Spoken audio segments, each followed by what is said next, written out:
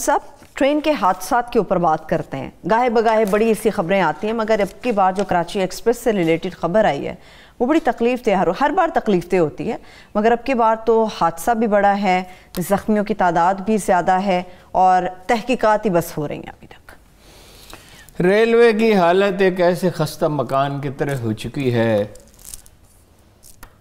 جس کو بہت پہلے اس کے حال پہ چھوڑ دیا گیا، جس کی کبھی مرمت نہیں کی گئی. آپ نے غور فرمایا کہ 80% سے زیادہ، شاید 90% سے زیادہ حادثے یہ سکھر سے حیدرآباد تک کے جو ایریا ہے اس پہ ہوتے ہیں. یہ سکھر دبین غالباً اس کو ریلوے میں کہا جاتا ہے. ٹریک کی مینٹیننس نہیں ہے، ٹریک اپنی مدت پوری کر چکا، اب اس کی مرمت کی کسی کو فکر نہیں ہے. میں نے پوچھا وزراء کرام کی کارکردگی کے بارے میں، بیک زبان جو اچھے افسر تھے انہوں نے کہا، جن کی کوئی کسی سے تعلق نہیں ہے، کہ اگر کام کرنے کی کوشش کی ڈٹ کے کسی نے خواجہ سعد رفیق نے کی. میں ڈھونڈتا رہا، شاید وہ سیاسی مصروفیت میں تھے، میں ان سے پوچھتا کہ بھئی کیا ہے. شیخ صاحب تو نیم دلی کے ساتھ کام کر، میں نے تو ٹائم تو خیر شیخ صاحب بھی دیتے تھے، مطلب یہ ریل گاڑیاں چلاتے رہو. ہاں جی، صرف ایک حادثہ نہیں ہوا، 2 گاڑیوں کے انجن بند ہوئے، 16 گھنٹے ٹریک بند رہا، 16 گھنٹے ٹریفک رکی رہی. یہ تو اگر مغربی معیار سے دیکھیں تو یہ تو ہے ہی خطرے کا سفر. بھرتی جو ہے وہ سفارشوں پہ، کوئی مانیٹرنگ نہیں. اگر ڈرائیور سفارش پہ بھرتی ہوگا وہ کیا ڈرائیور ہوگا؟ اچھا مجھے انہوں نے بتایا کہ وہ اینٹ اوپر رکھ کے نا سو جاتے ہیں کہ چلتا رہے گا کام. اچھا بھئی اس میں بڑا سخت کڑا معیار ہونا چاہیے. ریلوے ایک ادارہ نہیں ہے، یہ 25-26 ادارے ہیں، ان کا مجموعہ ہے جن کے لیے بڑا ہوم ورک کیا گیا تھا. جب یہ بنایا گیا تھا انگریز نے تو تمام بہت ڈیٹیلز کے ساتھ تفصیلات طے کی گئی تھی، مانیٹرنگ کیسے ہوگی. ریل کے ڈبے یہاں بنتے تھے بھائی، انجن بننے لگے تھے، وہ سب کیا ہوا؟ اچھا اب وہ غلام محمد بلاور صاحب نے اس کا بیڑا غرق کیا. مجھے یاد ہے کہ وہ ریسرچ کر کے جنرل کیانی نے کوریا سے وہ اپنا سسٹم بدل رہے تھے.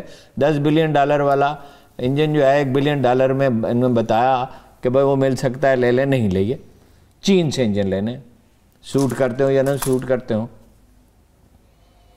اس وقت تاثر یہ ہے کہ جو جنرل مینیجر ہیں اگین وہ اعظم خان کا تحفہ ہے. وہ ہر طرح کی تاثر یہ، اب اس کی تحقیق کرائیں. عمران خان صاحب اگر آپ کو اس ملک سے کوئی دلچسپی ہو ریلوے سے تو تحقیق کرائیں. کہا جا رہا ہے کہ وہ پرائیویٹائزیشن میں ہر طرح کے بے قاعدگی روا رکھتے ہیں، ان کی پسند ناپسند ہیں. باہر سے آدمی بھرتی کر رہے ہیں، کوئی کام نہیں کر رہے، ان کی اپنی پسند ناپسند پہ چلتے ہیں. اور ایک کمپنی کو ریلوے ٹریک بھی وہ کرائے پہ دینے کے لیے تیار ہیں، یعنی جو بھی اس کے لیے ریلوے اسٹیشن بھی پرائیویٹائز کرنا چاہتے ہیں، مگر شفاف طریقہ نہیں ہے. ریلوے کے افسر جو ہے وہ رو رہے تھے آج. اور ریل گاڑیاں بھی، مال گاڑیاں بھی، ہر چیز پرائیویٹائز کریں جو چیز ہو سکتی ہے. ایک تو بات یہ ہے کہ یہ غریب آدمی کی سواری ہے، اس کے اس پہ نثار ہے 1 کروڑ آدمیوں کا. دوسری بات یہ ہے کہ پرائیویٹائز کرنے کے تو ہم خلاف نہیں ہیں، مگر کسی قاعدے کرینے سے ہونا، کسی طور طریقے سے ہونا چاہیے. تو ارد گرد انہوں نے کہا ایسے لوگ جمع کر لیے، باہر سے آدمی بھرتے کیے جا رہے ہیں. بھائی پاکستان میں پاکستان ریلوے کے علاوہ ریل کا تجربہ رکھنے والا اور ہے کون؟ تو ریلوے ہی کے لوگ ہونے چاہیے نا. یہ ڈی ایم جی افسر آ کے بیٹھ جاتے ہیں ڈسٹرکٹ مینجمنٹ گروپ کے چلاتے ہیں اور اپنی مرضی چلتے ہیں. اگر یہ جنرل مینیجر نیب کو بھی نوٹس لینا چاہیے، ایف آئی اے کو بھی لینا چاہیے. اگر یہ بات درست ہے، مجھے کئی افسروں نے کہا، ذمہ دار افسروں نے کہا، اس وقت ساری خرابی، یعنی خرابی میں اضافہ، خرابی تو پہلے ہی ہے، فوکس تو ہے ہی نہیں نا اس چیز پہ جس پہ ہونا چاہیے. بھائی اسے وہ ہے ہی نہیں، کام کا کلچر ہی نہیں ہے. یونینوں نے اسے برباد کیا ایک زمانے میں، اب تو مجھے نہیں پتا کیا کر رہی ہیں یونینیں بھی. میں ٹرین میں سفر کرتا ہوں، ایک دن ایک صاحب مجھ سے کہنے لگے آپ کو ٹکٹ خریدنے کی کیا ضرورت ہے؟ کمال ہو گیا. اچھا میں نے کہا میں تو ساتھ اصرار کیا تھا 1 سیٹ خالی رکھو، آپ کو تو مجھ سے 2 سیٹوں کے پیسے لینے چاہیے. اور اگر میں بھی ٹکٹ نہ خریدوں تو شرم کی بات ہے. وہ پانی پلانے کے لیے آتے تھے، وہ پانی منگواتے تھے، کھانا منگا، وہ چھوڑے جی پیسوں کو چھوڑے. میں تو حیرت زدہ رہ گیا. میں نے اسے ٹھیکیدار سے پوچھا کہ یہ کیسا ہے؟ اس نے کہا ریلوے والے تو کوئی پیسے نہیں دیتے، ریلوے کے افسر تو. اور آپ کے بارے میں بھی انہوں نے کہا تھا کہ بھائی ان سے پیسے نہ لیں.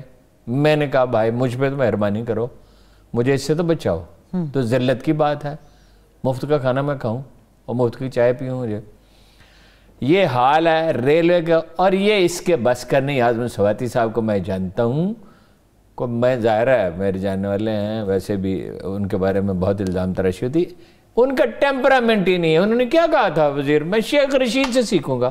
شیخ رشید سے آپ تقریر کرنا سیکھ سکتے ہیں، انسانوں کو ریڈیکول کرنا سیکھ سکتے ہیں، اپنی ذات کے گنبد میں گھرا رہنا سیکھ سکتے ہیں. سیکھنا تھا تو سعد رفیق کے پاس جاتے، ریلوے کے افسروں کے پاس جاتے. ٹیمپرامنٹ ایک آدمی کو پکڑتے ہیں، اس کو ریلوے کا وزیر نہ اس کا کوئی تجربہ نہ کوئی فہم نہ. چلیے شیخ رشید کا تو کچھ تجربہ تھا، کوئی کرشمہ تو انہوں نے کر نہیں دکھایا بہت سے. چلے کسی حد تک تو وہ جانتے تھے، سوجھ بوجھ رکھتے تھے. یہ اعظم سواتی صاحب کے بس کی بات نہیں ہے. کوئی ریلوے کا آدمی ڈھونڈے جو پوری لگن سے دن رات کام کرے، اس میں ٹریول کرے، دیکھے کہاں جو کام کا کلچر ہے وہ پیدا کرے. یہ جو اب انہوں نے چینیوں سے کہا، آپ کو نواز شریف کے لطیفے سنو 2-3 ریلوے کے. ایک دن بلایا سعد رفیق کو، کہا کہ مظفر آباد تک ریلوے چلا دو. بھائی سواری ہی نہیں وہاں، تو 3 پاپولیشن ہے اور اتنا وہ مہنگا ہوگا. ایک دن تجویز بھیجی کابل تک ریلوے لائن بچھا دو، وہاں سے کوئلہ آئے گا، انڈیا پہنچے گا. پھر کہا بلٹ ٹرین چلاؤں گا. وہ چینیوں سے کہا، وہ ہنسے، یہ آپ کے ٹریک کی حالت ہے.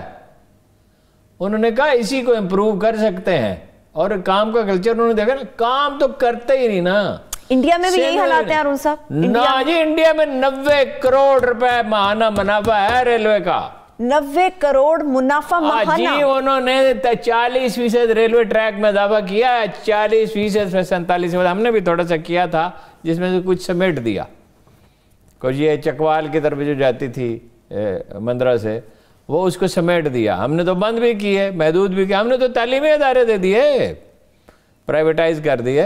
چلیے ارون صاحب میں مزید نہیں سن سکتی. یہ اگر جنرل مینیجر کے خلاف تحقیقات نہیں ہوتی، نیب یا FIA سے عمران خان صاحب نہیں کراتے، تو پھر افسوس ہے، پھر آپ کو کوئی پرواہ نہیں ہے.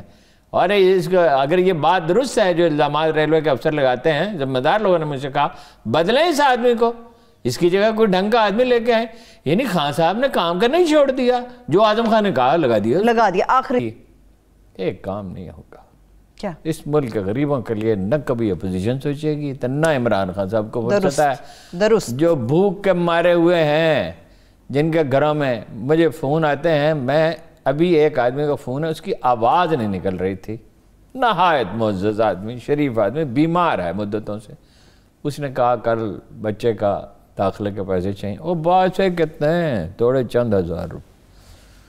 میں نے اس سے کہا یار آپ کیا، میرے بھائی ہیں، دوست ہیں، آپ تو مجھے ایک میسیج کرتے کافی تھا، لیکن میرا دل بڑا دکھا. وہ ٹی وی ریڈیو پہ پروگرام کیا کرتے تھے، نہایت ہی مطلب یہ کہ پڑھا لکھا سلیقہ مند خوددار آدمی.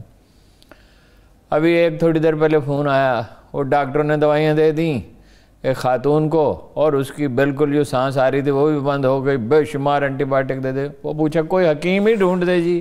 ہیں جی، نہ کوئی علاج ہے، نہ کوئی ہاسپٹل ہے، نہ کسی سرکاری دفتر میں سنوائی ہے. کوئی غریب آدمی جو ہے وہ تھانے پہنچ جائے. مجھے ایک کسی نے بتایا خاتون نے کہ وہ جا رہی تھی، اس کے 40-50 ہزار روپے سونے کی زنجیر تھی، پولیس نے چھین لی. اور وہ اس قدر خوف زدہ. میں کیا کروں؟ کچھ بھی نہیں ہو سکتا، کیا کریں. میں گھر جا رہا تھا، مجھے روک لیا گھر کے دروازے پہ. ایک پولیس کی، یہ مشہور شاعر جو ابھی انجمن ترقی ادب کے وہ سربراہ بنے ہیں، منصور آفاق، وہ تھے اور میں تھے. کدھر سے آئے وہ؟ کہاں سے آئے ہیں؟ کون ہیں آپ؟ میں نے کہا آپ کون صاحب ہیں؟ اچھا ذرا اپنے کارڈ تو دکھائیں. کون ہیں آپ؟ اصلی وردی ہے جعلی وردی پولیس؟ پھر وہ کچھ گھبرائے کہ یہ تو کوئی قصہ خراب لگتا ہے. میں نے کہا میرا تو یہ گھر ہے سامنے جہاں میں ٹھہرا ہوں، آپ فرمائیں. وہی پولیس ہے، وہی پٹوار ہے. ایک انگشت پٹوار نے کاٹ لی، دوسری مالیے کے بہانے سے سرکار نے کاٹ لی. یہ ہے جس کی پگ زور والوں کے پاؤں تلے دھجیاں ہو گئی ہے. یہ اس ملک کے عوام کا حال ہے.